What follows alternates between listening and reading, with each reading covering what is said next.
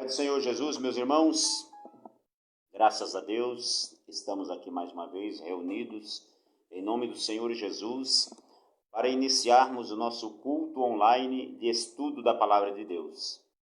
Nesta ocasião vamos estudar a lição de número 4 da nossa escola dominical, que tem como título O Drama de Jó. Convido os irmãos nesse momento a fazermos uma oração ao Senhor, pedir que o Espírito Santo de Deus nos dirija nesta aula, nesta noite.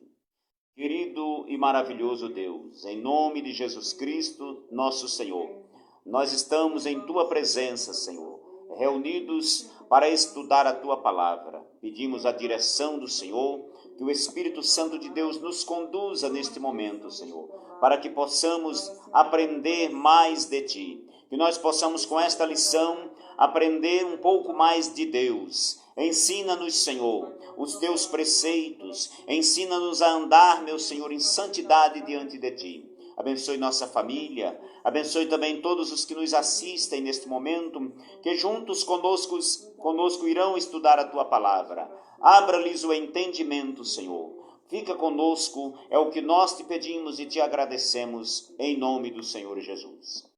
Meus irmãos, nós vamos louvar a Deus com o hino de número 75 da nossa harpa. 75.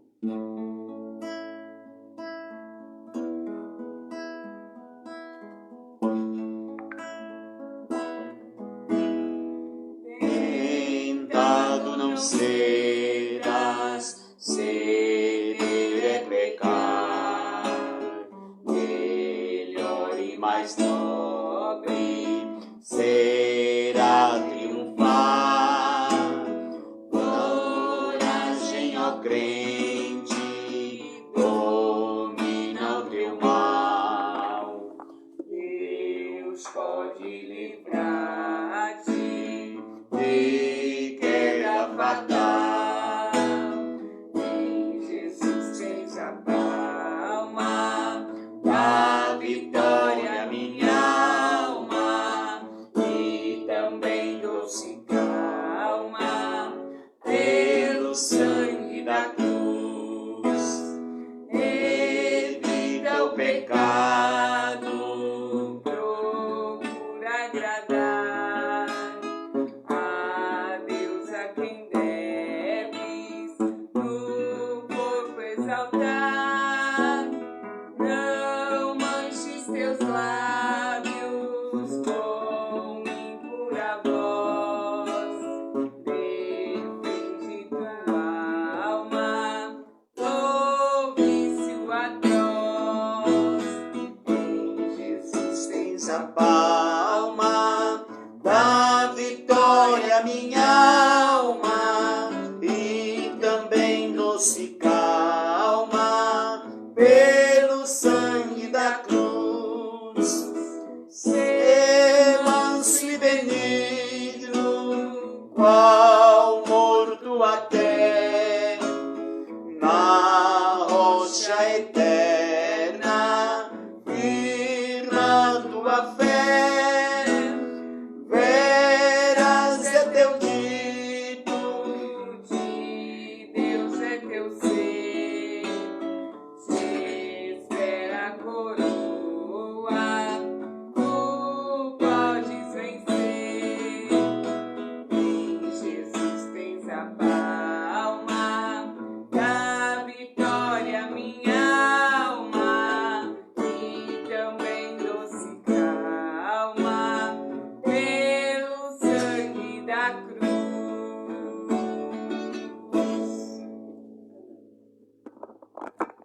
Graças a Deus, meus irmãos, por este hino maravilhoso que temos cantado para a glória do Senhor Jesus. Nós vamos estudar esta noite o hino, a lição de número 4,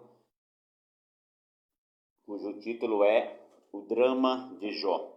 E eu quero cumprimentar aqui a irmã Daniela Moriz, a irmã Vanessa Moreira e a irmã Olinda Dias, que estão nos assistindo neste momento. Peço que os irmãos compartilhem aí nas suas redes sociais para alcançarmos o maior número de pessoas. Nesse instante eu convido a irmã Márcia para estar louvando ao Senhor com um hino dentro do tema da nossa lição.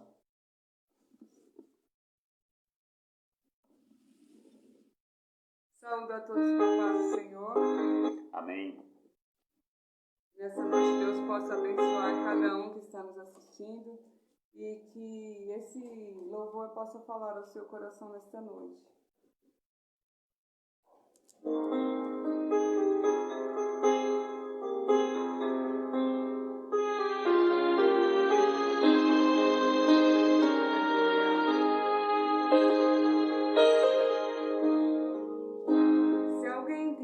Te humilhar porque és crente e crê em Deus, não dê ouvidos,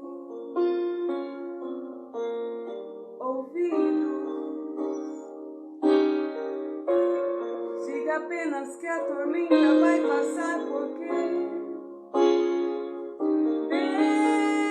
Deus é contigo.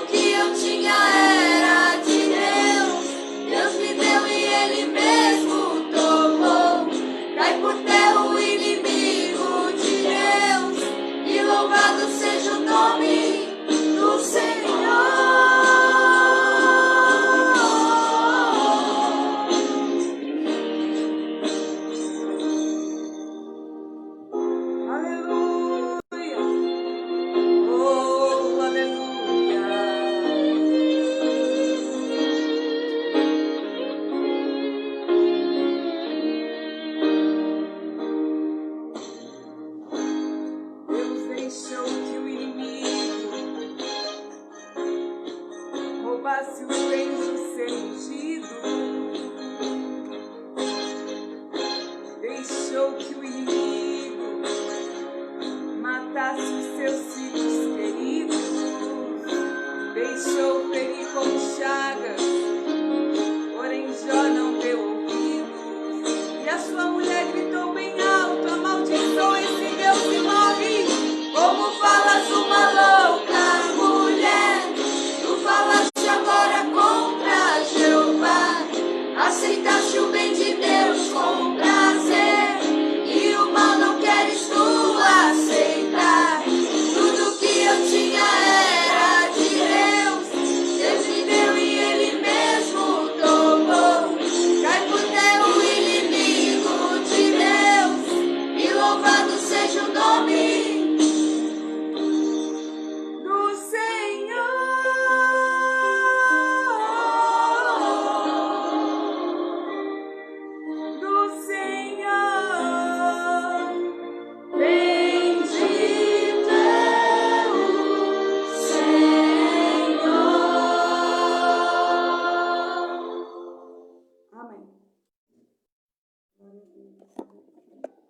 Graças a Deus, meus irmãos, por este hino maravilhoso que fala do tema da nossa lição, que é o drama de Jó.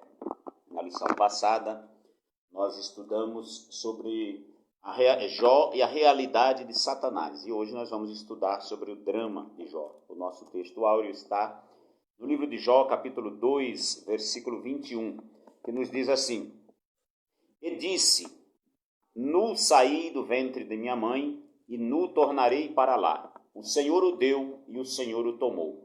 Bendito seja o nome do Senhor. Jó 2:21. Verdade prática.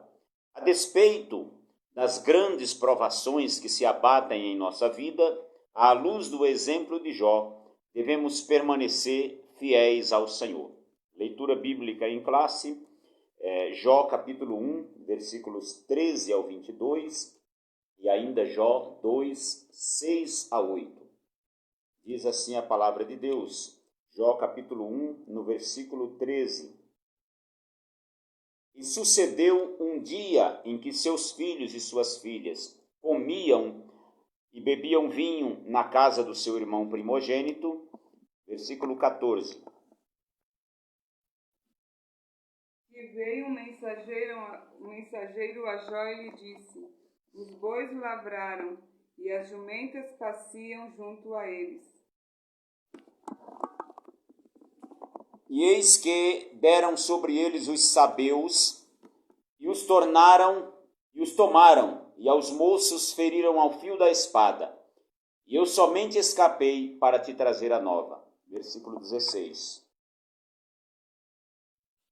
Estando ele ainda falando, veio outro e disse: Fogo de Deus caiu do céu, e queimou as ovelhas e os moços, e os consumiu, e só eu escapei para te trazer a nova. Estando este ainda falando, veio outro e disse: Ordenando os caldeus 3 bandos, deram sobre os camelos e os tomaram, e aos moços feriram ao fio da espada. E só eu escapei para te trazer a nova. Estando ainda este falando, veio outro e disse: Estando teus filhos e tuas filhas comendo e bebendo vinho em casa de seu irmão primogênito. Eis que um grande vento sobreveio da além do deserto e deu nos 4 cantos da casa, a qual caiu sobre os jovens e morreram. Só eu escapei para te trazer a nova. Então Jó se levantou e rasgou seu manto, e rapou sua cabeça, e se lançou em terra e adorou. E disse: Nu saí do ventre da minha mãe, e nu tornarei para lá. O Senhor o deu, o Senhor o tomou. Bendito seja o nome do Senhor. Em tudo isso Jó não pecou, nem atribuiu a Deus falta alguma. Jó capítulo 2, versículo 6. E disse o Senhor a Satanás: Eis que ele está na tua mão, poupa, porém, a sua vida. Então saiu Satanás da presença do Senhor e feriu a Jó de uma chaga maligna, desde a planta do pé até o alto da cabeça. E Jó, tomando um pedaço de telha para raspar com ele as feridas, assentou-se no meio da cinza. Glória a Deus. Nós vamos ao nosso comentário da nossa escola bíblica dominical. Está conosco também a irmã Verônica Ferreira da Silva, nossa conterrânea, lá da cidade de Terra Nova, em Pernambuco. E o irmão Seba. Deus abençoe, continuem conosco. Nós temos muita coisa boa para estudar esta noite. Na lição passada, estudando sobre Jó e a realidade de Satanás, nós estudamos sobre a existência e a realidade de Satanás como um ser espiritual, criado e dotado de personalidade. Vimos também que Satanás não é autoexistente e as suas ações não são autônomas. Ele não é soberano e não conhece o futuro. Vimos também que as obras de Satanás no livro de Jó são representadas pela dor, sofrimento, acusação e tentação. Por último, na lição passada, nós vimos o ocaso, ou a derrota de Satanás. O ocaso é aquele momento do dia quando o sol não mais pode ser visto no horizonte. Então, quando finda-se a claridade de um dia, não se vê mais o sol, então é chamado de ocaso. E simbolicamente, o ocaso é a derrota ou o fim da influência de alguém. E a partir do capítulo 3 do livro de Jó, Satanás não é mais mencionado. Então o livro mostra indiretamente a derrota do diabo e ao mesmo tempo mostra o testemunho de Deus a respeito de Jó. Nesta lição, nós vamos estudar algumas tragédias que sobrevieram na vida de Jó. A primeira delas é uma tragédia de natureza econômica. O escritor vai mostrar aí que Jó foi atingido tanto na esfera comercial como na esfera do campo. No ponto 2, nós vamos ver a tragédia de natureza familiar que sobreveio a Jó. Jó perdeu num só dia, conforme nós acabamos de ler, 10 filhos, sendo 7 filhos e 3 filhas, e para piorar, a sua esposa o aconselhou a amaldiçoar a Deus e morrer. E por último, nós vamos estudar a tragédia de natureza física e psicológica que veio sobre Jó. Além de Jó perder todos os seus bens e a sua família, a tragédia também atingiu a sua saúde física e mental. Então, esse homem de Deus, ele passou por um drama terrível. Drama, irmãos, é uma figura, é uma apresentação, normalmente teatral ou em filme, que mostra uma tragédia na vida de uma pessoa. Só que no caso de Jó, ele enfrentou todo este drama, mas ele teve um final feliz. Então, prova que Deus estava com ele. O ponto 1 da nossa lição fala sobre a tragédia de natureza econômica. Jó, conforme já estudamos em lições anteriores, ele era considerado o maior de todos do Oriente. O que isso significa? Que ele era o mais rico de todo o Oriente. E ele também era um homem respeitado e era um homem sábio. Lá no livro, no decorrer do livro, a gente vai ver que ele ficava à porta da cidade. E alguns sugerem que ele poderia ser uma espécie de magistrado, porque os magistrados da época patriarcal ficavam à porta da cidade. Então são especulações, mas o fato é que Jó era um homem poderoso, um homem rico, que tinha muitas posses, que era respeitado por sua sabedoria, era um homem que criava bem a sua família, ele mantinha uma família unida. Nós vemos aí que os filhos se reuniam na casa de um após o outro, fazendo festas. Então isso significa que era uma família unida, mas que num só dia, por influência do maligno, ele teve uma tragédia atrás da outra. E a primeira tragédia dele foi no seu patrimônio. O comentarista da nossa lição apresenta aqui as dimensões do patrimônio econômico de Jó e como Satanás impiedosamente o destruiu. Vamos ver, o item número 1 fala do sucesso de Jó na esfera comercial. Como assim? O livro de Jó, ele é considerado o mais antigo da Bíblia. Então, ao ler este livro e outros da Bíblia, nós precisamos considerar o contexto da época para entender. Veja, Jó possuía 7.000 ovelhas, 3.000 camelos, 500 juntas de bois e 500 jumentas. No período patriarcal, que foi o período de Abraão e dos seus ancestrais, do seu pai, nesse período, a lã das ovelhas era muito usada na produção de tecidos. Então, não era como hoje, que havia fábricas de tecelagem com máquinas, com algodão. Não, nessa época eles usavam a lã das ovelhas para a produção de tecidos. Os camelos e os bois e os jumentos eram usados para o transporte de cargas e também de pessoas. Naquela época não existia carros, então o transporte de pessoas era feito através de camelos. Note que Abraão, quando ele mandou seu servo Eliezer buscar uma noiva para o seu filho Isaque, ele levou vários camelos para a sua viagem, para levar a carga e também para trazer a noiva. Então, quem tinha camelos naquela época era gente rica. Agora imagine alguém com 3.000 camelos.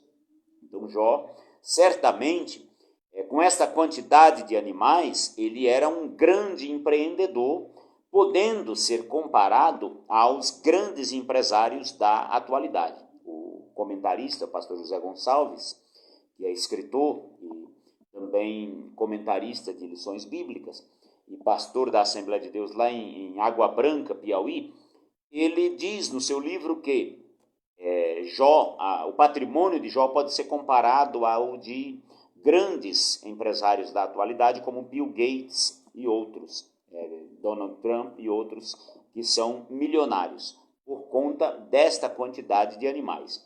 3.000 camelos, 500 juntas de bois. Estas juntas de bois, elas significam que ele tinha 1.000 bois. Então essas juntas, elas eram unidas através de um instrumento chamado jugo, que era colocado no pescoço dos dois animais para puxar arado ou para puxar carros de bois. Então, Jó era um grande comerciante, podemos assim dizer, porque com estes animais ele certamente fazia transportes para outras pessoas. Então, o sucesso dele, no item 2, na esfera do campo. A economia da época de Jó, ela era movimentada em sua maior parte através da agricultura e pecuária.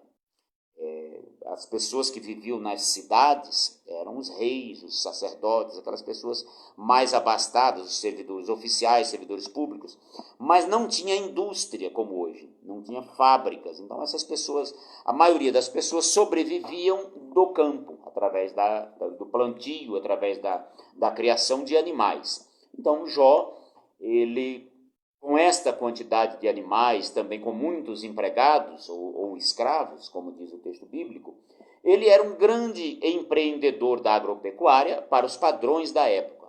Hoje nós temos o agronegócio, que produz grãos em abundância, com máquinas, com todo o aparato da tecnologia. Mas naquela época era uma agricultura primitiva. Então Jó, com esse monte de ovelhas, ele precisava certamente ter uma grande extensão de terra. Então ele era um grande produtor rural, vamos assim dizer, um grande pecuarista e também um grande agricultor. E o diabo atacou nestas duas áreas, na esfera do campo, por exemplo, na área comercial, por exemplo. Em um único dia, o diabo destruiu todas as fontes de renda de Jó. Veio primeiro um fogo do céu que queimou as 7.000 ovelhas de Jó. De repente, os trabalhadores estavam no campo, de repente caiu fogo do céu e começou a queimar tudo. Então, irmãos, o diabo, ao contrário do que muita gente pensa, ele pode sim fazer sinais miraculosos, sinais sobrenaturais, claro, dentro da permissão de Deus. Lá no Apocalipse, nós vemos que durante o período do anticristo, será permitido a ele fazer descer fogo do céu. Por isso que nós não devemos nos impressionar com milagres, devemos sempre andar atrás da verdade. Se tem sinais miraculosos, mas não tem verdade, devemos rejeitar. Martinho Lutero disse que todo ensinamento que não condiz com as Escrituras deve ser rejeitado, mesmo que chova milagres todos os dias. Então Jó, num único dia, o fogo do céu caiu, queimou as ovelhas, os bois e as jumentas foram levados por um grupo de estrangeiros chamados sabeus, os camelos foram levados pelos caldeus. Então, de repente, todo o patrimônio de Jó, na esfera comercial, havia sido destruído. A produção de lã, o transporte de cargas e de pessoas se tornaram impossíveis sem os animais e sem os empregados. É como se, de repente, na atualidade, alguém como Bill Gates tivesse todas as suas empresas destruídas, todas as suas contas bancárias fossem saqueadas, fossem invadidas e, de repente ele se visse numa situação de dizer, eu estou arruinado, eu não tenho dinheiro nem para pagar a conta de luz. Foi assim que Jó ficou. Todo o patrimônio que Jó tinha, sendo o maior do Oriente, de repente estava destruído, arruinado, não tinha mais nada. E, irmãos, eu sempre digo que não é difícil você acostumar a ser rico. A gente que é pobre, de repente a gente tem uma certa dificuldade para viver uma vida de rico, mas a gente aprende. Por exemplo, na vida que eu levo hoje, uma vida pacata, mas se de repente, eu não jogo na loteria, mas se de repente eu ganhasse, por assim, vamos assim dizer, milhões de reais, seria fácil de eu acostumar com a nova vida, comprar uma mansão, viver com dinheiro empregado para tudo quanto é lado, é um pouquinho difícil, mas a gente acostuma. Agora imagine o contrário. De repente um grande empresário, um magnata aí que tem carros importados, de uma noite para um dia para a noite ele ficou sem nada e ter que morar numa favela, num barraco de madeira, sem chuveiro elétrico, com muita dificuldade, sem internet. Pois foi assim que Jó se viu, do dia para a noite. Jó dormiu rico, dono de muitos animais, todo um trabalho, empregados, filhos, e no momento começou a chegar uma notícia ruim atrás da outra, um dizendo assim, olha, caiu fogo do céu, queimou todas as tuas ovelhas, você não tem mais ovelhas. E aquele não tinha nem terminado de falar, disse que só ele escapou para trazer a notícia. Antes dele terminar de falar, outros vêm lá, ofegante, correndo, e diz, olha, caiu a casa por cima de todos os seus filhos, matou todo mundo, só eu escapei. E aí outros, olha, eu estava cuidando dos bois, e aí vieram lá os sabeus, e os bois e as jumentas levaram tudo. Não pude fazer nada. Mataram os outros empregados, eu corri para trazer a notícia. Mas o senhor não tem mais boi, não tem mais jumentas. Aí ele estava ainda falando, veio outro e ofegante, ele disse, olha, patrão, vieram os caldeus e levaram todos os seus camelos. Sabeus haviam levado os bois e as jumentas. Os caldeus agora chegam e levam os camelos. Não tem mais nada. Então, toda a esfera comercial de Jó foi destruída pelo inimigo em poucos momentos. Em pouco tempo. Ele só recebeu uma notícia ruim atrás da outra. Ele foi aguentando. Mas o diabo também atacou na esfera do campo. Porque com essa destruição dos animais, dos empregados, toda a produção agropecuária de Jó foi inviabilizada. Não havia como ele produzir mais nada. O escritor diz que ele era, o comentarista diz que ele era produtor de laticínios, leite, mas é pouco provável. Por quê? O texto bíblico é claro dizendo que os animais de Jó eram juntas de bois, eram para serviço e não para o abate. Então, dificilmente Jó produzia laticínios. Mas os empregados, os animais dele serviam para a produção agrícola, serviam para arar a terra, os bois, as jumentas e os camelos serviam certamente para o transporte de pessoas. Então, mesmo assim, todo o trabalho dele no campo estava falido. Ele não tinha mais como manter o seu trabalho na agricultura e na pecuária. Porém, Jó manteve a sua fidelidade a Deus. É preciso ter muito equilíbrio, irmãos, e fé em Deus para não sucumbir diante de uma situação dessa. Conforme eu disse para os irmãos agora há pouco, não é difícil uma pessoa pobre que se tornou rica viver. Não é difícil. Embora muitas pessoas que servem a Deus na pobreza, quando ficam ricos, também abandonam a Deus. Muita gente. Tem gente que pensa que é só o contrário, alguém que fica rico, que fica pobre, abandona a Deus. Não. Gente pobre que fica rico costuma ficar orgulhoso. Quem de nós não tem um parente que de repente foi promovido na empresa ou passou num concurso, passou a ganhar bem e esquece dos parentes? Tem muita gente assim. E esquecem de Deus também. Muita gente ora ao Senhor pedindo um carro para ir para os cultos, para levar os irmãos à igreja. E de repente Deus dá um carro e ele enche o carro e vai para a praia no dia do culto, no domingo à noite. Não quer mais saber de Deus. Mas este não foi o caso de Jó. Jó era fiel no muito e foi fiel no pouco também. Jó, tendo tudo, era fiel ao Senhor. Ele levantava de madrugada, oferecia sacrifícios, orava pelos seus filhos, sendo rico. Mas sendo pobre também, ele continuou a sua fidelidade. O comentarista faz aqui um alerta, irmãos, uma ponderação, na verdade, que ele diz que o inimigo, ele pode ser, muitas vezes, ele é o responsável pela destruição do patrimônio de alguém. No caso de Jó foi isso. Jó não era um mau administrador, não. O inimigo é que chegou e destruiu o patrimônio de Jó. Porém, é preciso nós ponderarmos que existem crises econômicas globais e nacionais que afetam a economia como um todo, e também, ou alguns setores.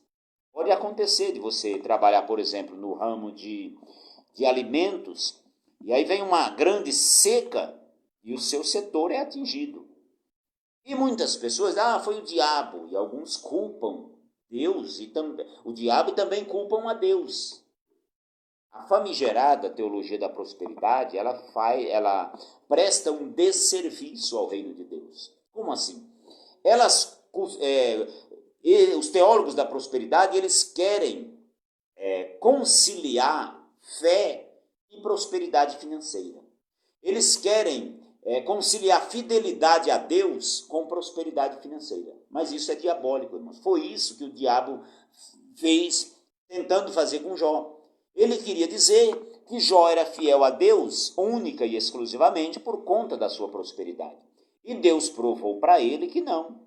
Deus permitiu que ele tirasse tudo e mesmo assim Jó se manteve fiel. O que eu quero dizer, irmãos, é que fidelidade a Deus não pode estar relacionada ao ter, e sim ao ser. Você precisa ser fiel a Deus em qualquer circunstância, tendo dinheiro ou não. Se você ficar rico, continue servindo a Deus. Se você ficar pobre, continue servindo a Deus. Deus não mede a nossa fidelidade por aquilo que nós temos, mas por aquilo que nós somos.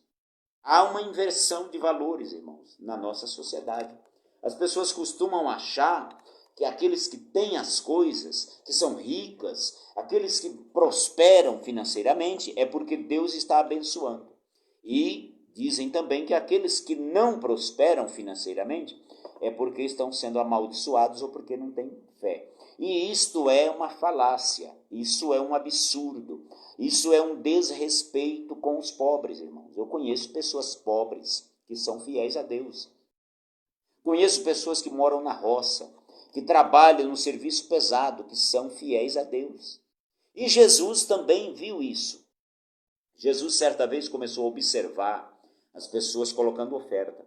E todo mundo, a maioria das pessoas colocando grandes quantias em dinheiro, achando que estavam abafando.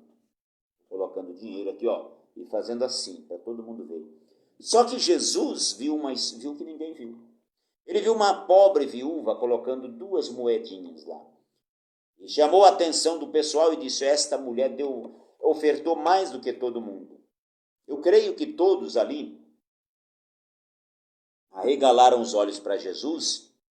Como assim ela deu mais do que todo mundo? Ela deu 2 míseras moedas e nós demos muito mais. Mas Jesus, conhecendo os corações, ele disse assim, vocês deram do que sobrou. Com certeza vocês ainda têm mais dinheiro aí.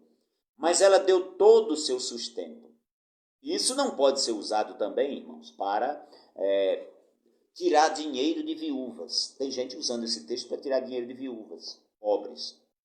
Para falar para a pessoa dar tudo que tem. Jesus não estava dizendo isso, irmãos, que é para você dar tudo que tem.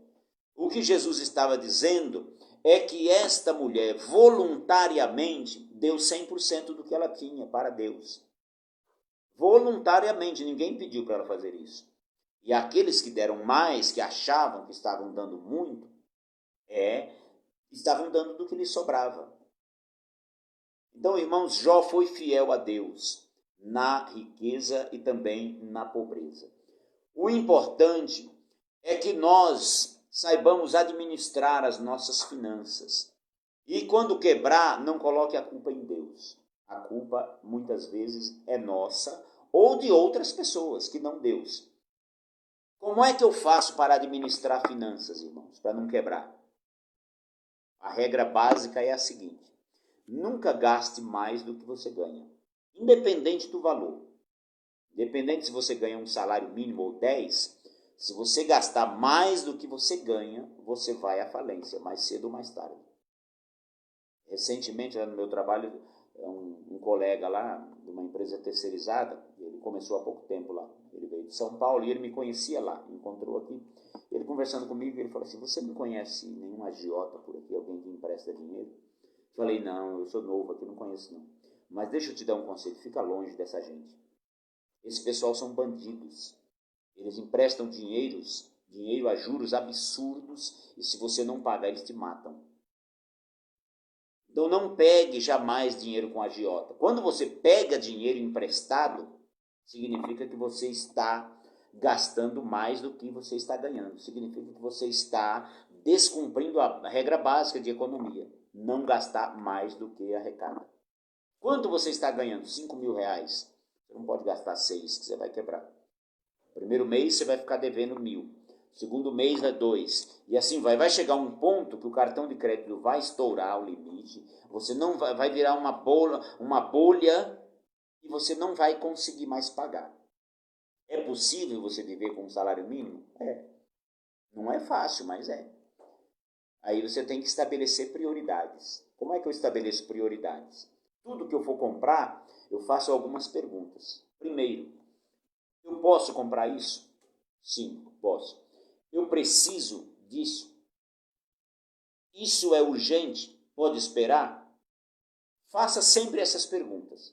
Tem coisas que nós não estamos podendo comprar naquele momento, mas são indispensáveis. Ou você compra ou você morre. Aí, nesse caso, você tem que ficar devendo. Suponhamos que você está doente. O médico te receita um antibiótico.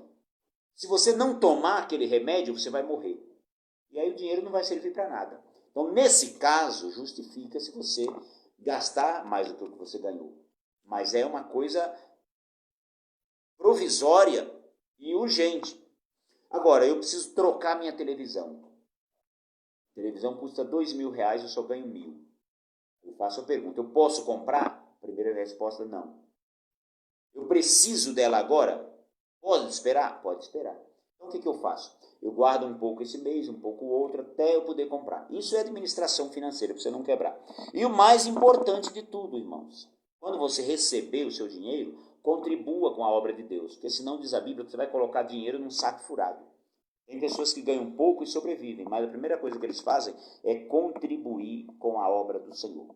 John Wesley, pregador inglês, ele disse o seguinte, que você deve fazer o seguinte com o dinheiro, ganhe o máximo que puder, depois doe o máximo que você puder.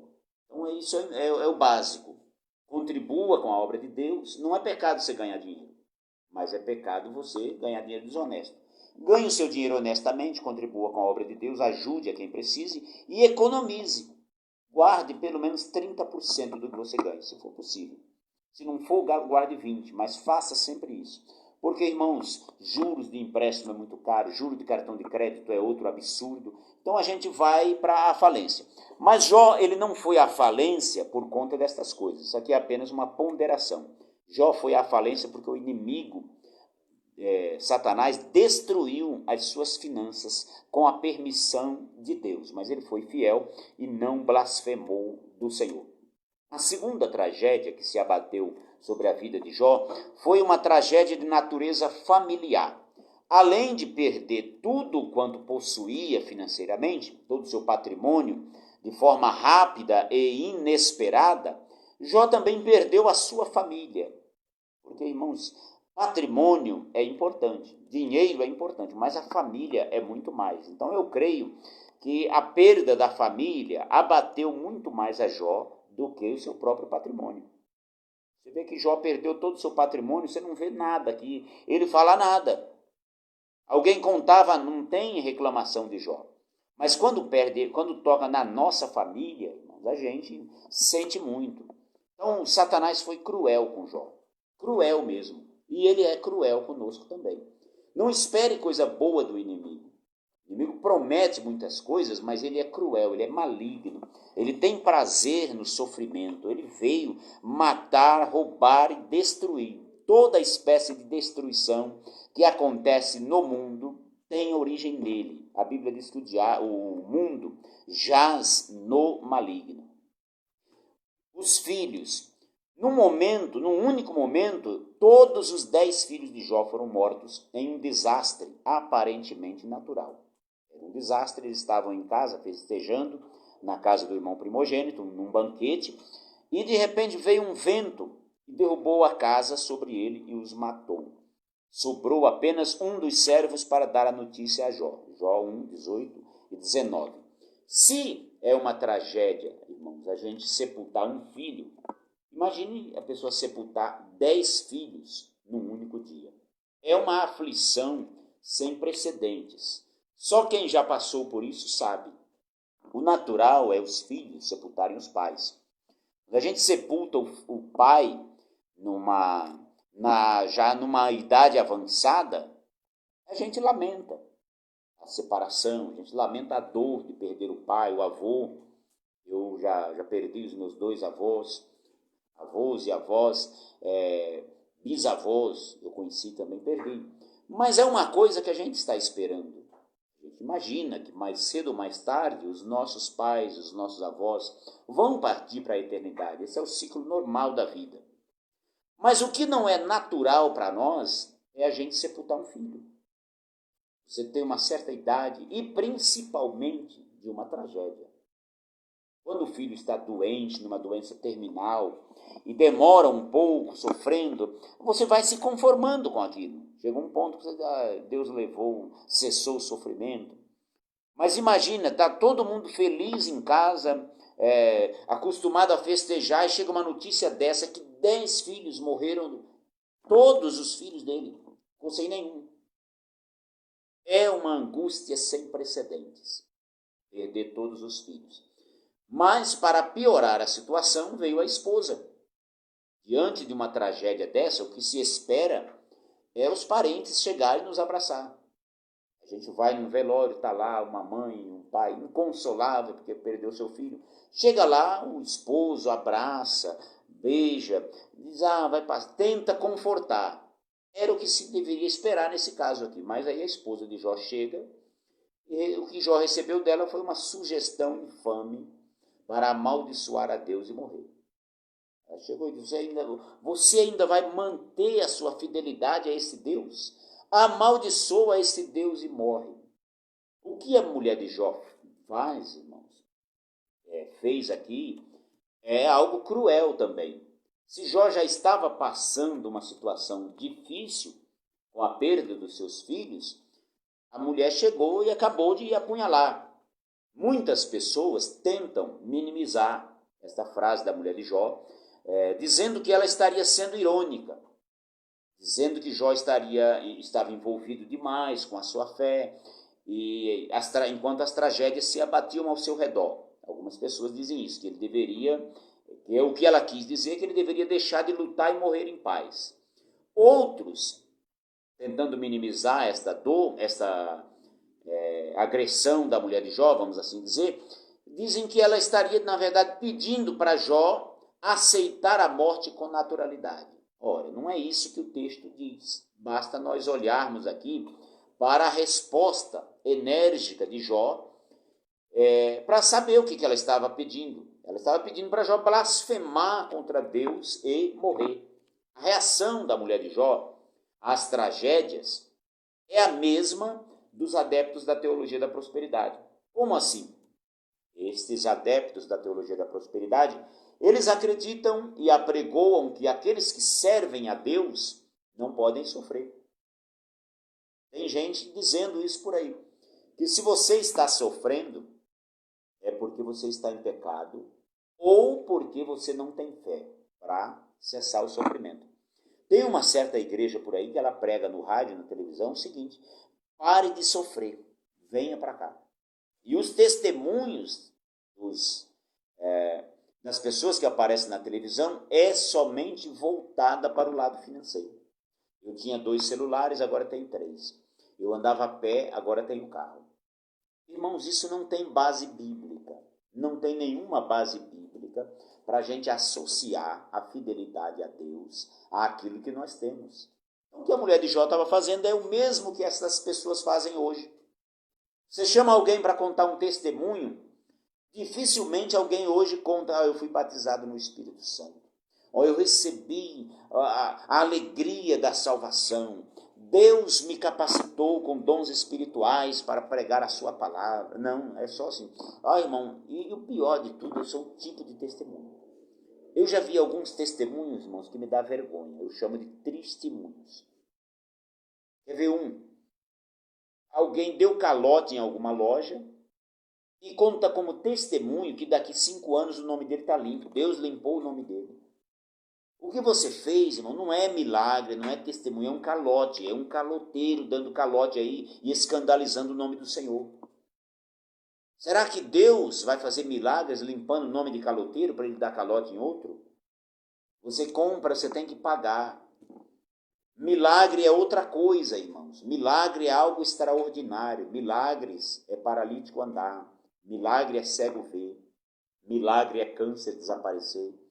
Milagres é AIDS ser curado. Isso é milagres. Milagre é perna seca crescer. É alguém que tem problema grave, que o médico diz não tem jeito, e ele volta lá depois da oração de alguns dias, e o médico diz não tem nada aqui. Eu já vi testemunhos assim. A pessoa chegar lá e dizer: olha, irmão, está aqui um exame, eu tinha essa doença incurável, cheguei lá no médico, o médico diz não tem jeito, pode voltar para morrer em casa. E está aqui agora esse outro exame que eu fui lá e o médico ficou sem saber o que dizer. Não, eu não sei o que aconteceu, mas você não tem mais nada. Isso é milagre. Então, o milagre de Deus, ele está relacionado às coisas de Deus. Os adeptos da teologia da prosperidade, eles têm, irmãos, distorcido a palavra de Deus. Hoje eu estava tendo uma aula de apologética, onde o professor falava sobre isso. Muitas dessas pessoas que pregam essa doutrina, muitos dos fundadores desta teologia da prosperidade, eles pregavam que a pessoa que fica doente não deveria procurar o médico.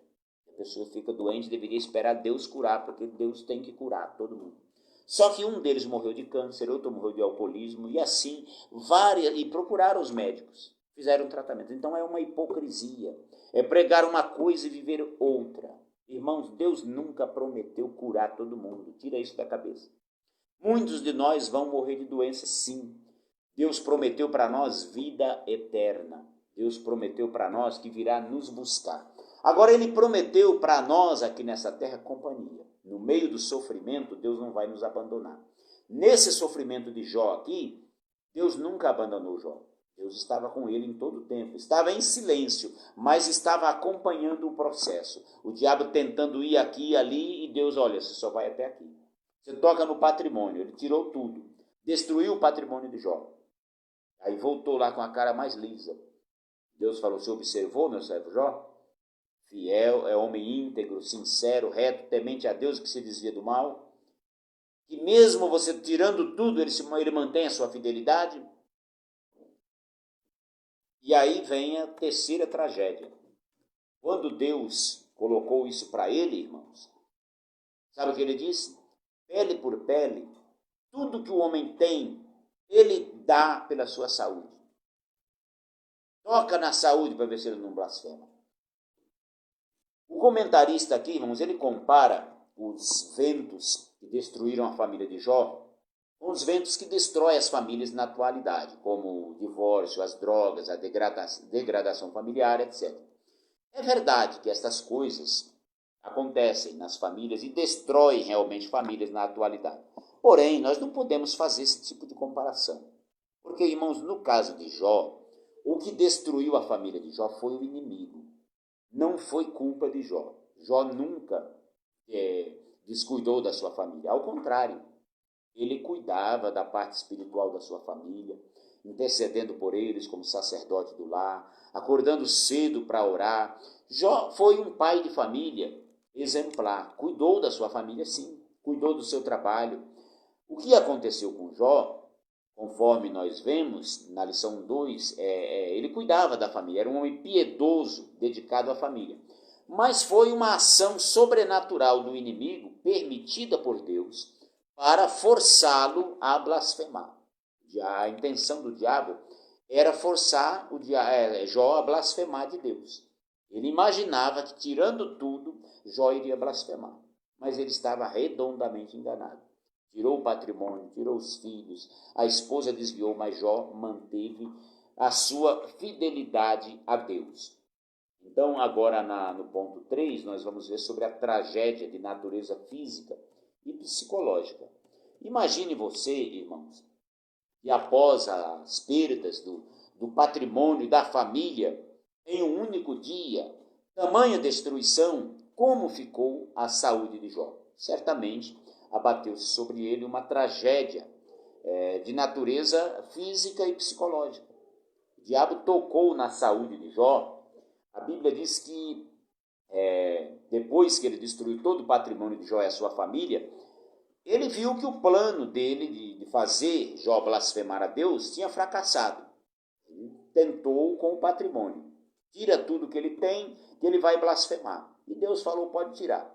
E ele tirou e Jó não blasfemou. Então ele se frustrou na sua primeira tentativa. Mas ele não desistiu. Ele insistiu na acusação inicial de que Jó tinha uma fidelidade comprada. Ele insinuou que Jó era fiel a Deus, porque Deus havia feito Jó prosperar em tudo, inclusive na sua saúde.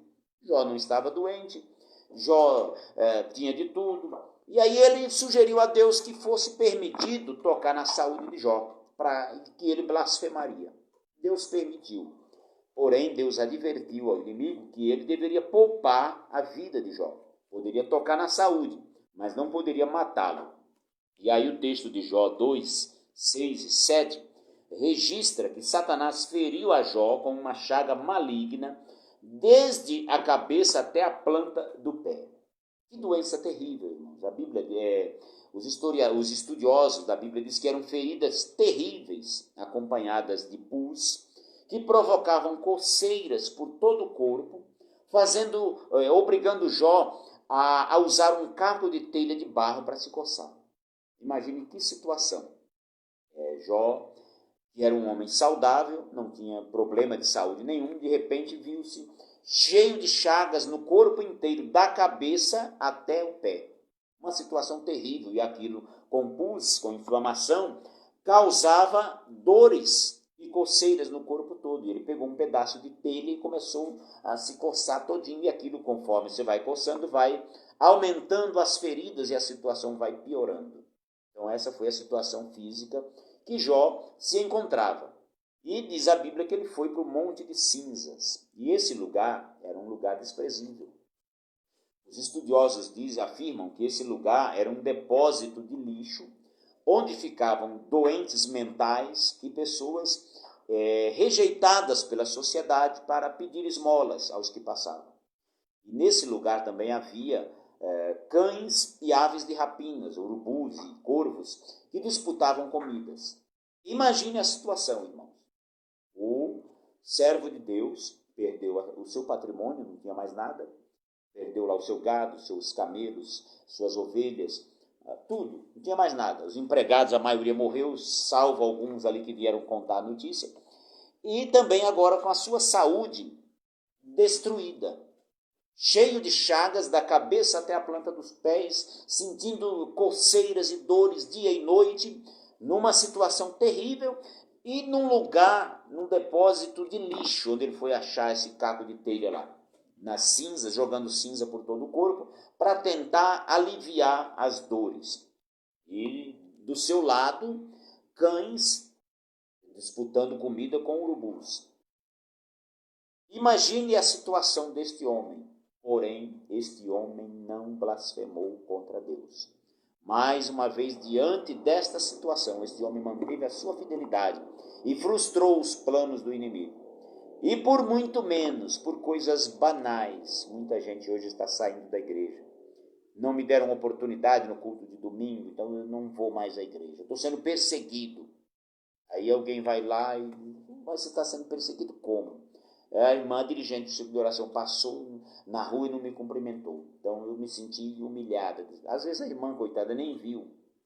passou, às vezes uma irmã idosa, tem deficiência na vista, ou estava distraída, não viu, e a pessoa abandona Jesus por causa disso. Gente que às vezes o pastor pregou uma palavra, usado por Deus, e aquela palavra tocou lá na pessoa e a pessoa se sentiu ofendida. Não vou mais para a igreja. Não, eu não sou visto. Isso não é perseguição, irmãos. Perto do que Jó passou, isso não é luta. E tem aqueles também que ficam doentes, e às vezes a gente nem sabe que estão doentes. Não vou mais na igreja, fiquei doente, ninguém foi me visitar. Mas é que a gente não tem, irmãos, o dom de adivinhação. A gente não costuma saber, imaginar que alguém está doente se você não falar. Às vezes Deus revela, mas nem sempre. Então, quando você estiver doente, e você quiser uma visita, é importante que você avise para a igreja. Hoje nós temos o WhatsApp, temos o Facebook, temos o telefone. Avisa, pelo menos para uma pessoa, e diz assim, pede oração por mim lá na igreja, que eu estou numa situação difícil. É claro que quando alguém não vem à igreja, quando alguém para de vir e era alguém frequente, a nossa obrigação como crentes é imaginar que algo não está bem. Porém, nós estamos, irmãos, num período de pandemia que as autoridades não recomendam visitas, para não ter aglomeração. Se você é uma pessoa que está no grupo de risco, você não está vindo para a igreja, nós entendemos que você também não quer receber visitas. Porque eu, por exemplo, estou trabalhando. Então, pode acontecer de eu ser infectado. Aí eu vou na sua casa levar a infecção para você. Então, não abandone Jesus por causa destas coisas. São coisas banais, são coisas, irmãos, que dá para suportar. Perto da aflição de Jó, o que nós estamos sofrendo hoje é muito pouco. Tem cristãos mundo afora aí sendo decapitados, degolados, porque não negaram sua fé. Tem locais aí que estão jogando cristãos em fogueira. Eu vi vídeos de pessoas juntando um monte de cristão lá e jogar galhos secos e jogar fogo, tocar fogo, jogar a pessoa dentro. Eu vi vídeos, por exemplo, de cristãos sendo mortos com um tiro na nuca, colocar uma fila de crentes amarrados assim, com a mão para trás, de joelhos e sair atirando um por um. Isso sim é luta, irmãos. O que nós estamos passando é luta, sim, mas não dá para comparar com isso aqui, com o que Jó passou.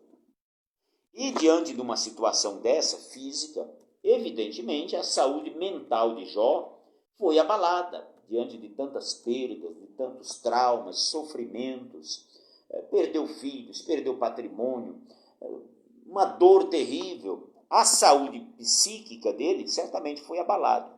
Por muito menos, qualquer pessoa desenvolveria um estado de depressão profunda ou síndrome de pânico e outras doenças psicológicas.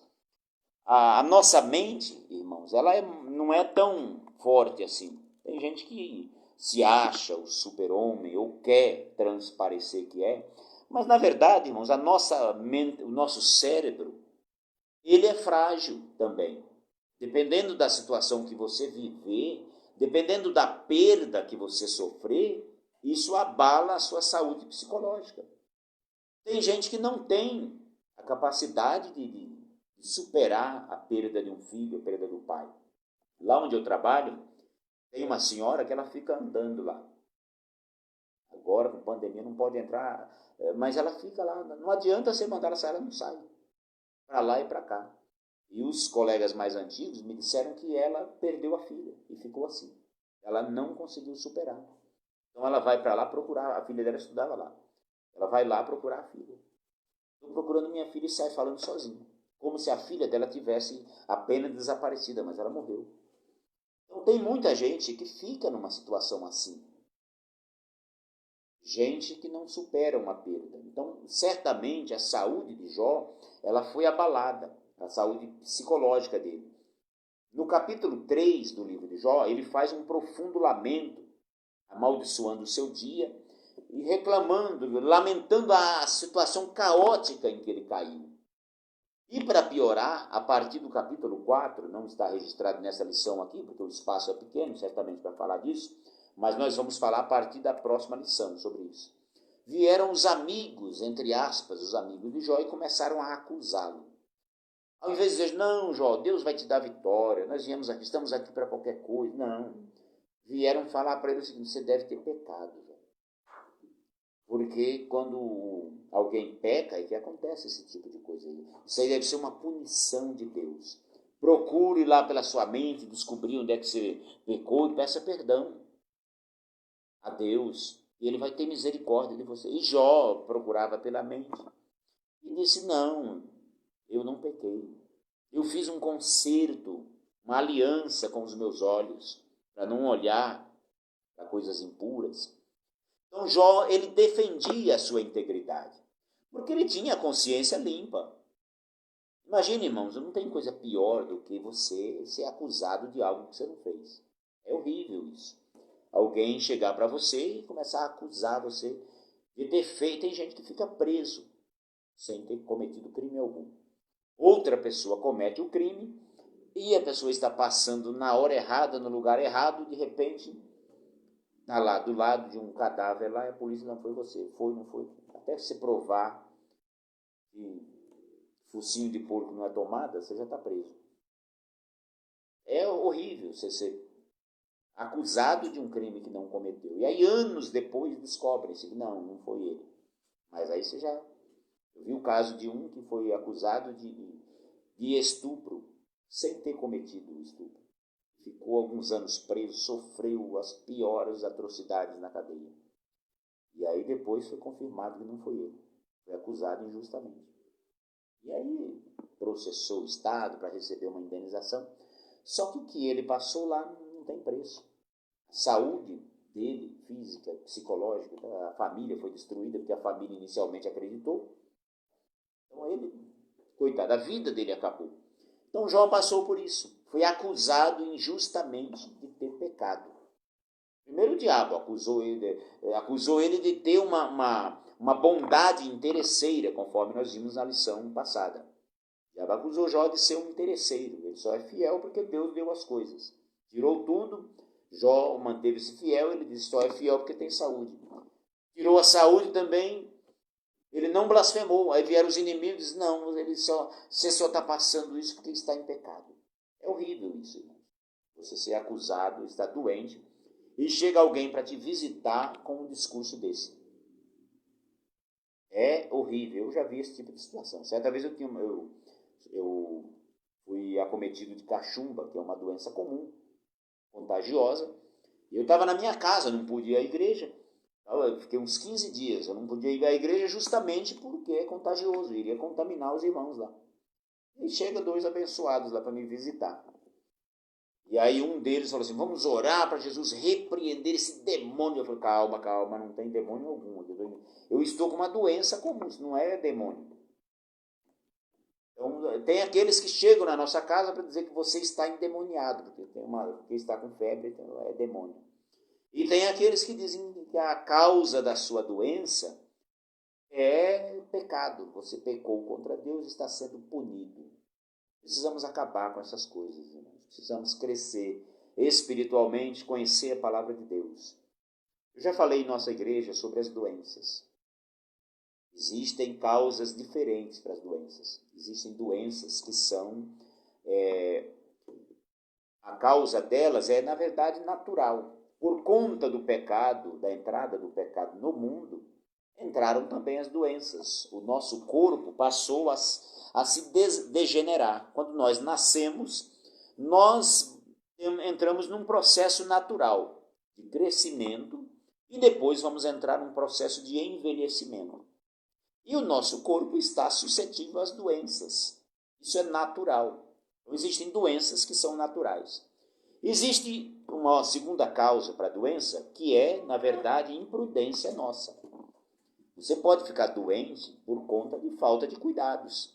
Por exemplo, alguém que tem problemas respiratórios, ele não pode tomar coisa gelada. Se ele toma, ele vai ficar rouco, vai ficar doente. E aí, por falta de cuidado ou irresponsabilidade, muitas pessoas fazem isso, ficam doentes. Quem é diabético, ou quem tem a glicose alta, ele não pode ingerir açúcar porque isso vai aumentar a insulina no seu sangue, isso vai aumentar a glicose no seu sangue. Ele precisa, às vezes, tomar insulina para combater isso. Então, isso é uma causa que, na verdade, a responsabilidade é sua nesse caso. Existem doenças que a culpa não é uma doença natural e também não é culpa sua. É uma doença maligna. Existe esse caso. Jesus, certa vez, ele repreendeu de uma mulher que tinha um espírito de enfermidade. E Jesus repreendeu, ela foi curada. Tinha um jovem, um moço que era surdo e mudo. E Jesus repreendeu o espírito e o homem foi curado. Então tem casos de doenças que são malignas. Mas não são todas. Existem doenças, por exemplo, que são permissão de Deus para a glória dele. Existe isso. Tinha um homem cego de nascença. E os discípulos disseram assim: quem pecou, este ou seus pais, para que ele nascesse cego? E Jesus disse: nem ele, nem seus pais. Mas esta doença é para a glória de Deus. Ou seja, Deus permitiu que o homem nascesse cego e vivesse boa parte da vida dele como cego para a glória de Deus. É possível isso. E existem doenças que são por conta do pecado. Existem, sim. Tinha uma pessoa que foi curada na Bíblia. E Jesus disse para ela: vai em paz e não peques mais, para que não te suceda coisa pior. Então a doença era por conta do pecado. Então é preciso que a gente entenda estas coisas. E quando você for visitar alguém que está doente, não é para você identificar a causa da doença. Não é para você chegar lá dizendo: meu irmão, você está doente por causa disso ou daquilo. Não, não. Você foi lá, irmãos, para consolar aquela pessoa. Se for visitar alguém e a pessoa está doente, limite-se a orar pela pessoa. E pedir a cura, não é orar e pedir para Deus matar, não. Eu vou orar aqui para Deus te matar. Não, não, isso é oração de feiticeiro. Você vai orar para Jesus curar. Mas se Deus me mostrar que ele não vai ser curado, aí é entre você e Deus. Deus pode te mostrar algo, mas não é necessariamente para você falar para a pessoa e acabar de matar. Imagina alguém que está com a esperança de ser curado, e aí você chega na casa dele: irmão, Deus me mostrou que vai recolher. Aí a família vai e põe você para correr de lá. É preciso ter sabedoria em visitas, principalmente em hospitais. Se você não tem preparo para visitar doente em hospitais, não vá. Porque as pessoas que estão lá estão precisando de oração, estão precisando de uma palavra de paz, não estão precisando de acusação, de juízes. Vai visitar alguém que está doente? Ore, peça sabedoria a Deus e fale somente aquilo que Deus colocar em seu coração. Não é coisa do seu coração, não é achismo. Eu acho que essa irmã está doente porque ela não estava vindo, não era muito frequente na igreja. E aí Deus pesou a mão. É importante a gente dizer, irmãos, que Deus não pesa a mão. Se Deus pesar a mão, ninguém aguenta. Deus tira a mão. Como assim? A mão de Deus está nos protegendo. E aí a gente sai da direção de Deus, começa a pecar, Deus tira a mão de você. É isso que é como é pesar. Se Deus colocar a mão sobre qualquer um de nós, nos esmaga. Nós não temos condições. A Bíblia diz que as misericórdias do Senhor são a causa de nós não sermos consumidos. Concluindo, irmãos, a nossa lição, com esta lição nós aprendemos que o cristão não está imune aos sofrimentos, ou seja, não está isento de sofrimentos e de perdas de qualquer natureza nessa vida. Deus nunca prometeu ausência de sofrimento nesta vida. Jesus disse: no mundo tereis aflições, mas tende bom ânimo, eu venci o mundo. João 16:33. Mas ele prometeu-nos uma companhia. Mateus 28:20, Jesus diz o seguinte: eis que estou convosco todos os dias até a consumação dos séculos. Eu não sei que tipo de sofrimento você está passando, se é doença, dificuldade financeira, alguma perda, perseguição. Eu não vou prometer a você que esse sofrimento vai cessar. Não sei. Pode ser até que você morra com esse sofrimento. Pode ser que até o fim da sua vida você tenha que conviver com ele. Eu não sei. Pode ser que você seja curado dessa enfermidade ainda hoje. Deus pode fazer tanto uma coisa como outra. Mas uma coisa eu te garanto. Deus está com você. Em qualquer circunstância. Na saúde, na doença. Isso nós prometemos no casamento. Quando vamos casar, o pastor pergunta, você promete ser fiel à sua esposa na saúde, na doença, na alegria, na tristeza, na bonança e na escassez? A gente sim, sim, sim. Mas nem sempre a gente consegue cumprir o que prometeu. Até porque algumas coisas não dependem de nós. Mas Deus não é assim. Deus promete estar conosco e estará. Em todo e qualquer momento, qualquer dificuldade. Ele promete estar conosco. Ele não livrou Daniel da cova dos leões, mas ele entrou na cova com Daniel e fechou a boca dos leões. Ele não livrou José da prisão, mas ele estava com José lá na prisão. Ele não livrou Davi das perseguições de Saul. Saul perseguiu Davi durante muitos anos, tentando matá-lo, mas Deus estava com ele. Deus livrou Davi na luta. Chegou o momento, Deus falou, chega. Saul morreu e Davi tornou-se rei. Então, irmãos, Jó, mesmo sendo fiel a Deus, ele perdeu todo o seu patrimônio, perdeu toda a sua família, foi submetido aos mais dolorosos sofrimentos, físicos e psicológicos. Mas ele manteve a sua integridade, a sua fidelidade a Deus. Que nós possamos seguir o exemplo de Jó e nos mantermos fiéis a Deus em qualquer circunstância da nossa vida. Jó passou por todo esse drama, por tragédias econômicas, perdeu tudo, tragédias familiares, a sua família foi destruída, tragédias físicas e psicológicas, a sua saúde física e psicológica foi abalada, perdeu os amigos chegaram lá para acusá-lo, mas ele manteve a sua fidelidade a Deus e ainda orou pelos amigos. Mas ao longo deste trimestre, nós vamos ver o que aconteceu com Jó no final da sua vida. O diabo, a partir do capítulo 3, não se ouve falar mais dele. A partir dessa lição, nós não vamos mais falar do diabo, mas vamos falar de Jó. Jó continuou sendo fiel ao Senhor. Deus abençoe a sua vida. Quero agradecer a todos que nos assistiram esta noite.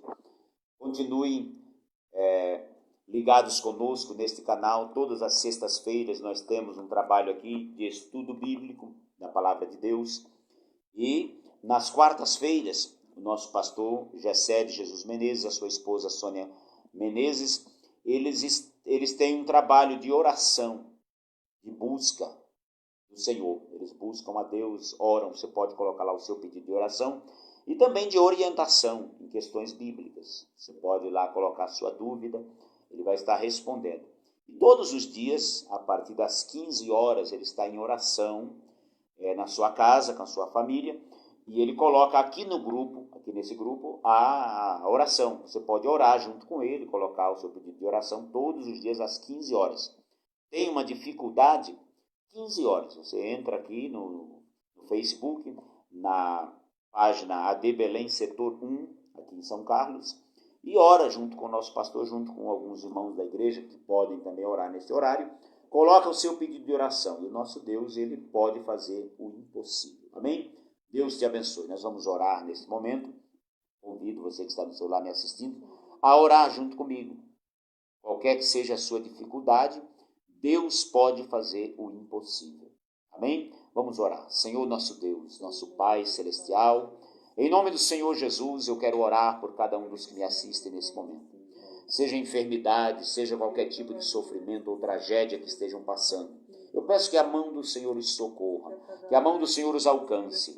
Deus, abençoe a nossa igreja, abençoe o pastor Gessé, a sua família, os nossos obreiros, as nossas irmãs, jovens, adolescentes e crianças. Cura, Senhor, os que estão enfermos. Abençoe o Brasil, meu Senhor. Proteja a nossa pátria. Abençoe, meu Senhor, as nossas autoridades federais, estaduais e municipais. Abençoe a nossa cidade de São Carlos, ó Deus. Protege o nosso município. Dê-nos graça, dê-nos sabedoria para continuar este trabalho. Nos dá uma noite de paz, um fim de semana abençoado. É o que nós te pedimos e te agradecemos em nome de Jesus. Amém. Estenda a sua mão e a graça do nosso Senhor e Salvador Jesus Cristo, o amor de Deus, o nosso Pai, a comunhão e as consolações do Espírito Santo, seja com todos vós. Todos dizem amém. Deus vos abençoe em nome de Jesus.